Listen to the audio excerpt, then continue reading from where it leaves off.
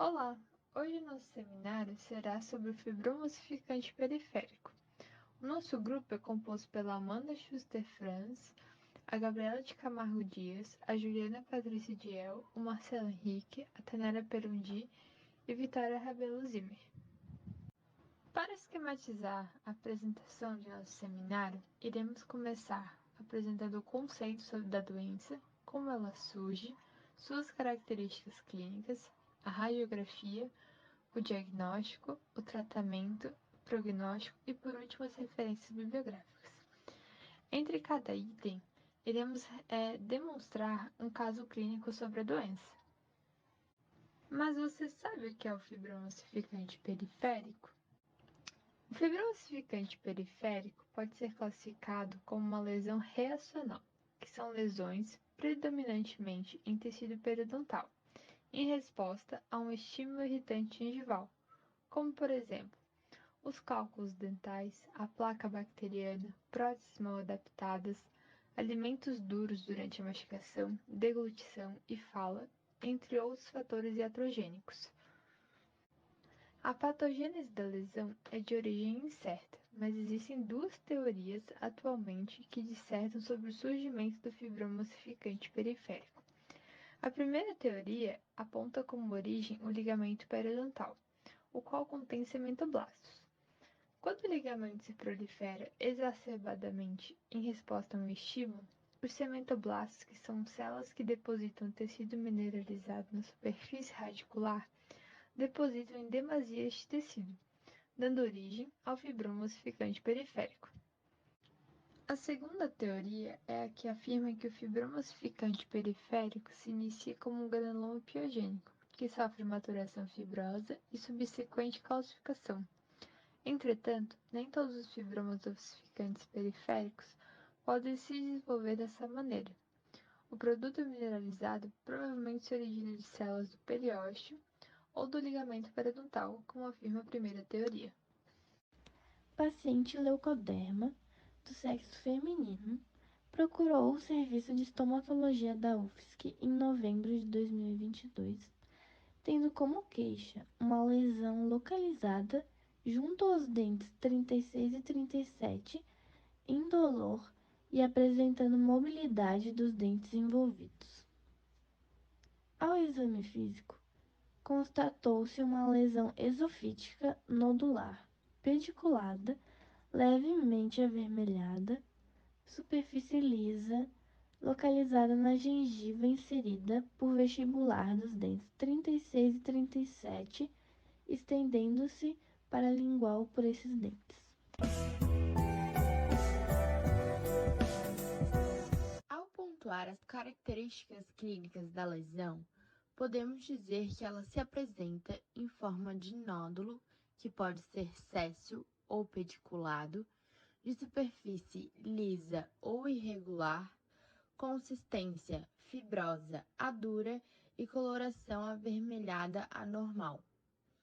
O fibroma ossificante periférico tem maior incidência em adultos jovens, tendo seu pico na segunda década de vida, na faixa etária de 20 anos, e ocorre mais em mulheres, sendo mais comum no sexo feminino devido a fatores hormonais. A lesão é indolor e é possível se apresentar em pacientes edêntulos. Ao exame radiográfico periapical, observou-se perda óssea nessa região.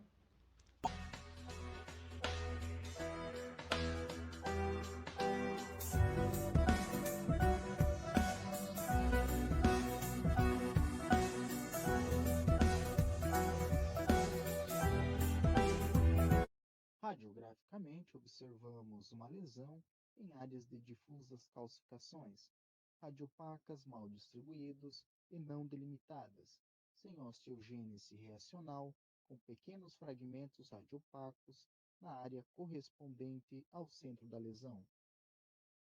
Estudos da peça cirúrgica mostram uma massa de tecido mole, que em alguns casos apresenta uma área de calcificação.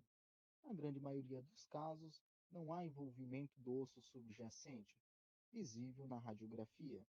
Com a maturação da lesão, O material calcificado aumenta e se esclarece, explicando assim o aumento da radiopacidade da lesão na radiografia. A quantidade do osso e cimento é muito variável entre os casos de fibroma ossificante periférico. Nos casos em que se tem uma pequena quantidade dessas estruturas, o diagnóstico definitivo só é dado no histopatológico.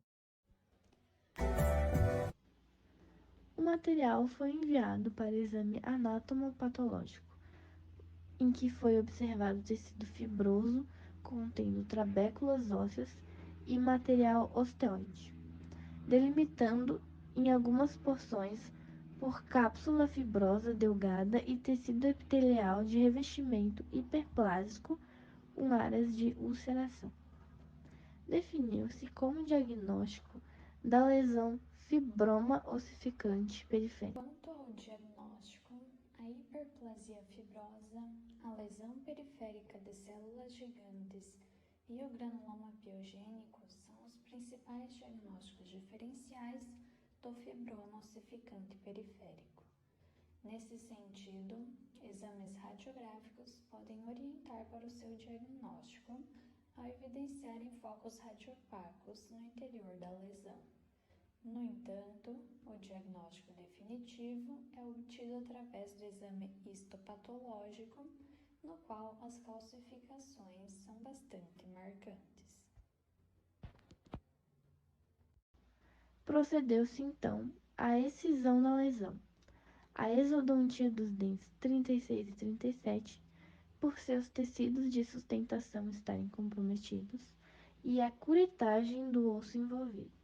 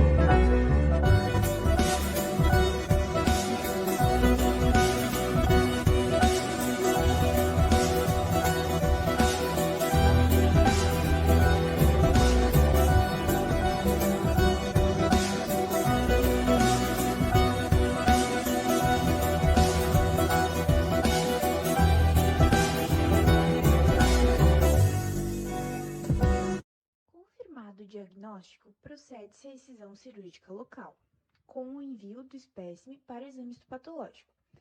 A excisão deve ser feita subperiodicamente, já que as recidivas são mais comuns se a base da lesão permanecer. Além disso, os dentes adjacentes devem ser vigorosamente raspados para eliminar qualquer possível irritação. Técnicas cirúrgicas periodontais, como os retalhos reposicionados ou enxertos de tecido conjuntivo, podem ser necessárias para reparar esteticamente os defeitos gengivais. A paciente encontra-se em controle clínico há cerca de 6 meses.